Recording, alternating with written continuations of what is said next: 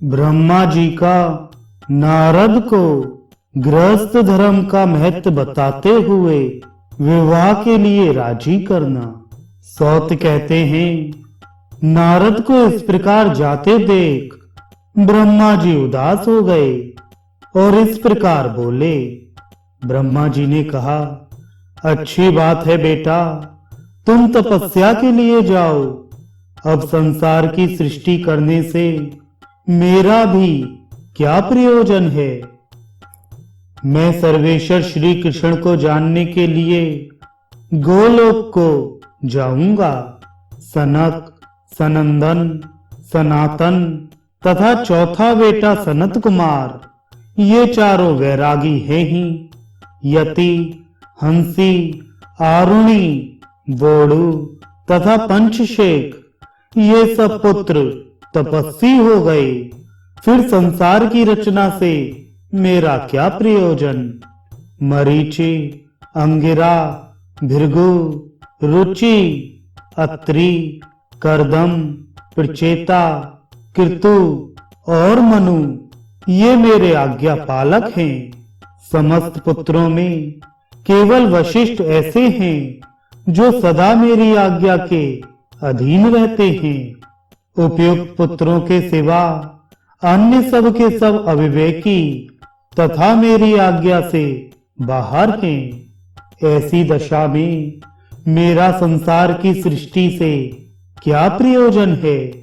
बेटा सुनो, मैं तुम्हें वेदोक्त मंगलमय वचन सुना रहा हूं। वह वचन परंपरा क्रम से पालित होता आ रहा है तथा धर्म, अर्थ, काम एवं मोक्ष रूप चारों पुरुषार्थों को देने वाला है। समस्त विद्वान धर्म, अर्थ, काम और मोक्ष की इच्छा रखते हैं, क्योंकि ये वेदों में विहित तथा विद्वानों की सभाओं में प्रशंसित हैं। वेदों में जिसका विधान है वह धर्म है और जिसका निषेध है वह अधर्म है। ब्राह्मण को चाहिए कि वह पहले सुखपूर्वक यज्ञोपवीत धारण करके फिर वेदों का अध्ययन करे। अध्ययन समाप्त होने पर गुरु को दक्षिणा दे। इसके बाद उत्तम कुल में उत्पन्न एवं परम विनीत स्वभाव वाली कन्या के साथ विवाह करे। उत्तम कुल में उत्पन्न हुई नारी साध्वी तथा पति सेवा में तत्पर होती है। अच्छे कुल की स्त्री कभी उद्दंड नहीं हो सकती। पद्म राग मणि की खान में कांच कैसे पैदा हो सकता है। नारद, नीच कुल में उत्पन्न हुई नारी ही माता पिता के दोष से उद्दंड होती है। वही दुष्टा सब कर्मों में स्वतंत्र होती है। बेटा, सभी स्त्रियां दुष्ट नहीं होती हैं, क्योंकि वे लक्ष्मी की कलाएं हैं जो अप्सराओं के अंश से तथा नीच कुल में उत्पन्न होती हैं।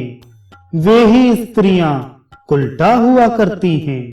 साध्वी स्त्री गुणहीन स्वामी की सेवा एवं प्रशंसा करती है और कुलटा सद्गुणशाली पति की भी सेवा नहीं करती, उल्टे उसकी निंदा करती है।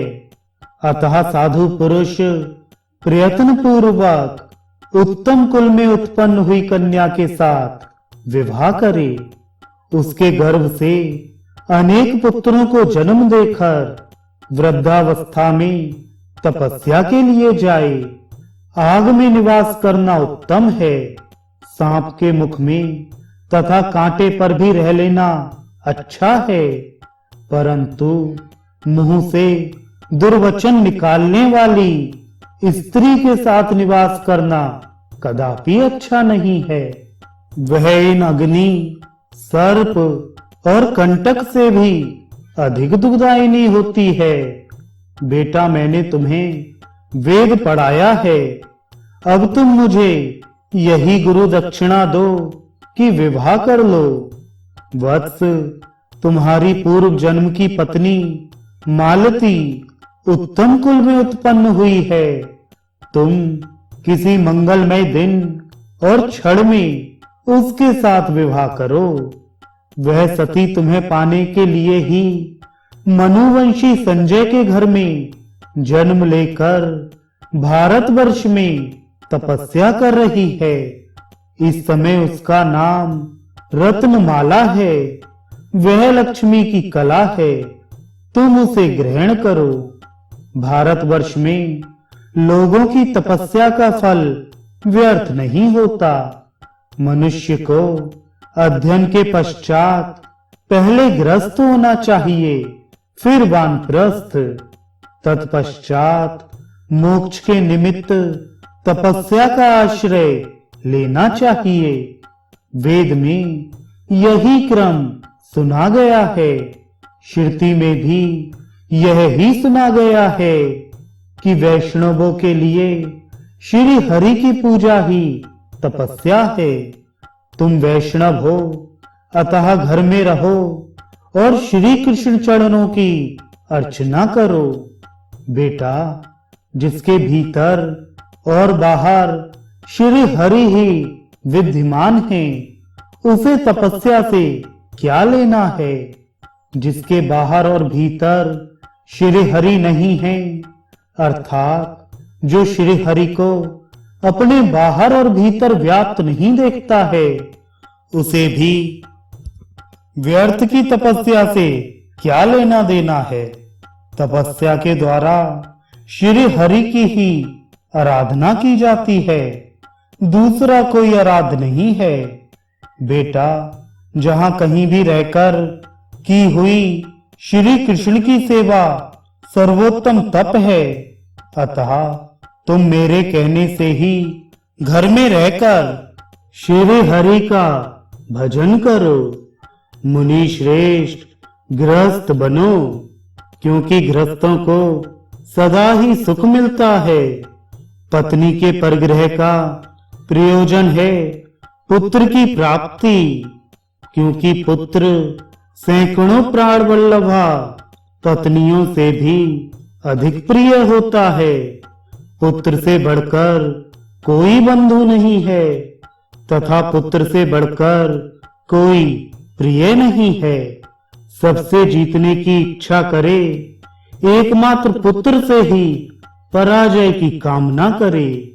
कोई भी प्रिय पदार्थ अपने लिए नहीं, पुत्र के लिए रखा जाता है, इसलिए भी पुत्र प्रिय होता है। अतः प्रियतम पुत्र को अपना श्रेष्ठ धन सौंप देना चाहिए। शौनक, ऐसा कहकर ब्रह्मा जी चुप हो गए। तब ज्ञान शिरोमणि नारद ने पिता से यह बात कही।